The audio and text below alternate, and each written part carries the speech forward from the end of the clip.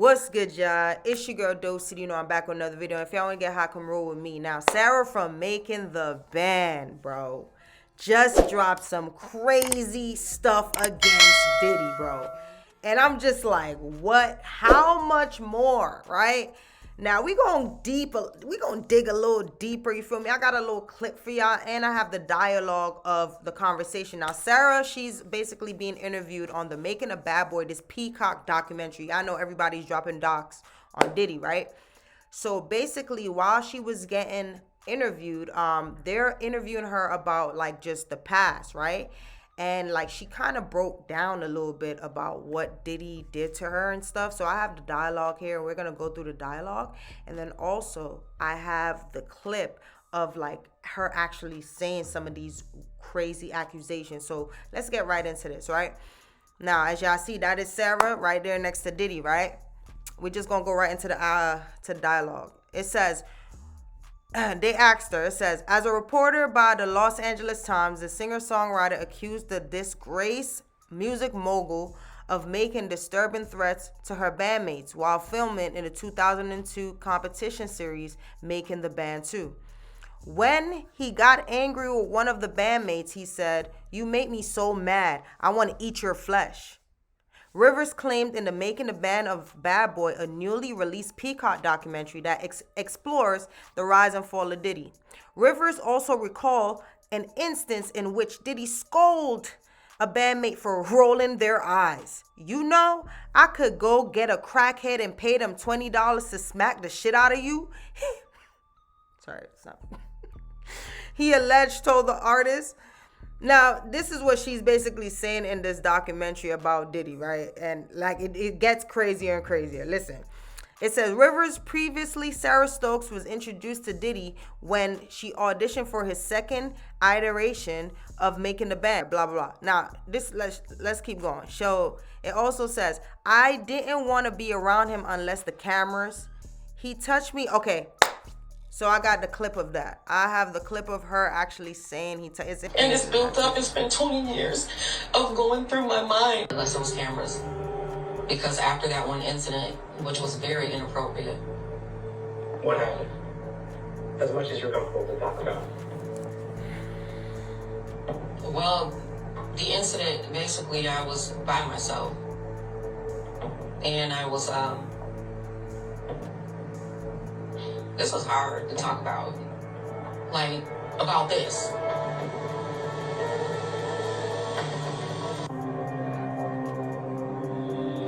Well, the incident, basically, I was by myself. And I was, well, he touched me in a place that he shouldn't have. That was inappropriate. And I felt intimidated. I felt like, oh my God, what the heck happened just now? Trying to cry. I'm definitely nervous. Because like I said, I haven't said anything for so long. And it's built up. It's been 20 years of going through my mind. Like, this has happened, that's happened, this was stopped. Mentally, like, draining. And it's built up. It's been 20 years. So Sarah basically, she not specifying what part did he touch her, where he touched her, but you know, she started crying and you know, all types of stuff. Yeah, she basically like spilled the beans on that documentary, so y'all should go check that out. But what I look at it as, like, you know, I was watching Making the Band like as a kid, as a teenager, you feel me? As a teenager mostly. And when I look at it, I'm like, certain stuff is not on camera. She said it happened one time, so it's like I can't take away her experience and say, yo, it ain't happened, because I see a lot of people even in those comments saying she's capping. You know what I'm saying? She just want money. And it's very surprising because y'all know, like, anytime something comes out crazy about Diddy, people automatically. So look at what people are saying, right? 20 years later, what happened when she stabbed her ex-husband? So why are you just saying something now? y'all know why she's saying something now? Her husband just recorded her on camera joking, asking her, did she have some stories from Diddy he needs to know about? And she was laughing, saying no. Now she have a confession. This is sad. You know what I'm saying? Cap, a lot of people just kind of remembering. So I went and I was like, you know, looking at her page. Like, I was actually looking at her page, and we're gonna go into her page. But let's actually go down the rabbit hole of the husband. Okay, TikTok is banned, so I'm not sure if we even able to see this. You know, I know they said TikTok is back. All right, we back? All right, let's go. Oh, yeah, TikTok is back. I forgot. My bad. TikTok is back. Let's get it. Hold on. Diddy is a monster. Period. But just because Diddy is a monster, we cannot have revisionist history. What am I talking about? Okay, Sarah from Making the Band and her husband. I saw some TikToks and some tweets of people saying, oh, you know, that's why Sarah's husband was always around. He knew about Diddy. He knew when he needed to be around to protect his wife. That's a very cute thought, but that is not why Sarah's husband was around. Sarah's husband was toxic, abusive, he was jealous. Sarah's husband was not a good guy. Sarah's now ex-husband, if you remember, was way too involved. Even for a husband that's just there to make sure their wife is okay. He was way too involved. He was so involved to the point where he was getting into it with Sarah's bandmates. He was so controlling. And I think the reason he was around was because he was extremely jealous. He once got physical with Sarah because he thought she was talking to someone else. Sarah and her husband had a very, very, very toxic relationship. She once even stabbed him. As a result, she got 3 years of probation. Sarah and her husband got into another physical fight, and this was a violation of her probation, so she was sent to jail for like 90-something days over this man. After that, he divorced her. Again, Sarah's ex-husband was not like the hero of Making the Band. He was just as toxic as Diddy. Cut to today, Sarah has a new husband and they have kids together. She seems happy and yeah. And she said a lot more. It gets a little bit gory, okay? Gruesome. Here she talks about Chopper and Freddie P. It gets a little crazy. Now you're gonna see Freddie P and Chopper have like 20 more interviews about this, right? Introduced to Diddy when she auditioned, right? She said she didn't really want to be around him because, you know, bro was creepy.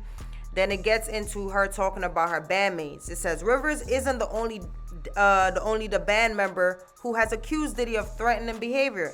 As previously reported, rapper Kevin Barnes, aka Chopper, claimed the Bad Boy Records founder had threatened to kill his bandmate Freddie P. Now, Diddy threatened his life, Chopper said during the interview with Art of Dialogue. Told him he was going to kill him. Allegedly, Fred said something slick to Diddy and Diddy felt away. He told MTV to turn the cameras off and walk out the room. We was just sitting there. Diddy was letting it loose. He told Fred, I will buy your whole block and move everybody out the neighborhood.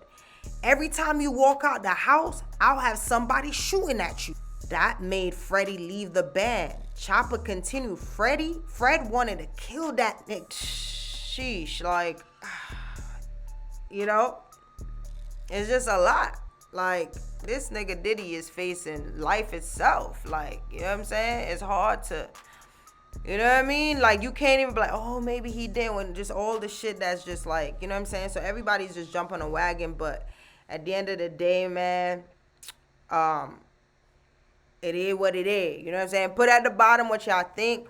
I was going to go on Sarah's page because she had like 2 posts about the band and like her interaction with Diddy. And Diddy just looking at her disgusted. I ain't going to hold you. Hold on, bro. I fucked with Sarah, no cap. But like the video I seen that she had on her page, I don't know if she was trying to show like the interaction between them, because Diddy was being nice. Like he said, you know, I feel for her, like she got 3 kids and shit. That nigga Diddy had it up to his nerve with the band, bro. That nigga Diddy was like, fuck that. Your kids? Yeah, it has a lot to do with it. I ain't gonna even lie. I've been feeling like just leaving my stuff up in there. and just busting, like running, just like leaving. I can't leave because my heart is like, nope, you're staying here, you're singing, you're gonna do what you've been dreaming about.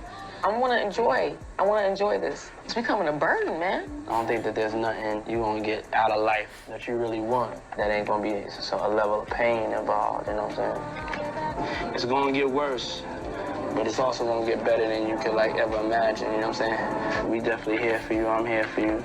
I'm gonna be all right. I relate to her, she has kids. You don't think I'm missing your kids? Yeah, that has a lot to do with it. I ain't gonna even lie. I've been feeling like just leaving my stuff up in there and just busting, like running, just like leaving. I can't leave because my heart is like, nope, you're staying here, you're singing, you're gonna do what you've been dreaming about. I wanna enjoy this. It's becoming a burden, man. I don't think that there's nothing you gonna get out of life that you really want that ain't gonna be a level of pain involved, you know what I'm saying? It's gonna get worse, but it's also gonna get better than you could like ever imagine, you know what I'm saying? We definitely here for you, I'm here for you. All right? I'm gonna be all right. I relate to So it's like you saying you got these, you know what I'm saying? And it says like disclaimer, this is not a negative or positive. What it says? This is not a negative nor positive post due to the current circumstances. And this was like posted like 42 weeks ago. So that's probably around the time she did the Peacock documentary, you know what I'm saying? I even seen this video right here, man. And then Diddy talking about a level of pain is involved. I mean, it sounds crazy because of the situation he's in, but I understand as far as like, and I gotta pause on that, but I understand as far as just like the mindset and the work ethic that it takes to be a superstar. You know what I'm saying? That is also what he probably means by the level of pain in this. But a lot of people, you know what I'm saying, will take that out of context for sure. It's become so big. I mean, like the hip hop in sync. The fans are just going crazy wherever. Bro said they the hip hop in sync.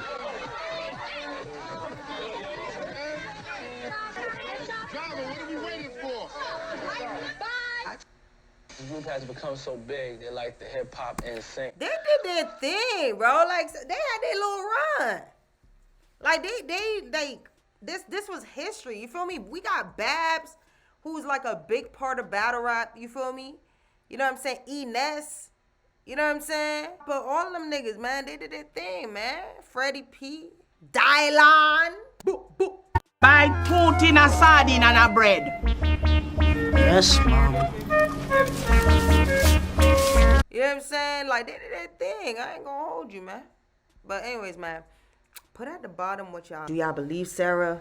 Do y'all feel like it's clout chasey? Just everybody's, you know what I'm saying? Do y'all feel like Diddy has a chance to get out? That's a question, like, do y'all think he got a shot? Or that nigga cook? Or a shot? Lakewood means rewind, a gunshot means forward.